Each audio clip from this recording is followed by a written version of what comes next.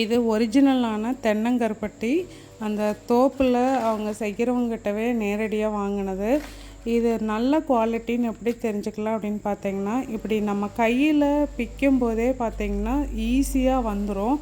நல்லா சாஃப்ட் நேச்சராக இருக்கும். இது மோரோவர் இது ஒரு ஸ்டேஜ் கொஞ்சம் முன்னாடி ரொம்ப முதிர்ந்து பாகு போகிறதுக்கு முன்னதாக எடுத்தது.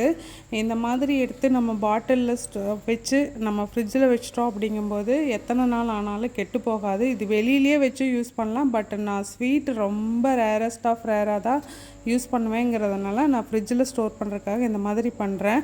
நம்மளுக்கு கத்தியோ வேறு எதுவும் வச்சு உடைக்க தேவையில்லை. அதே மாதிரி மனம் பார்த்திங்கன்னா அவ்வளோ சூப்பராக இருக்கும்.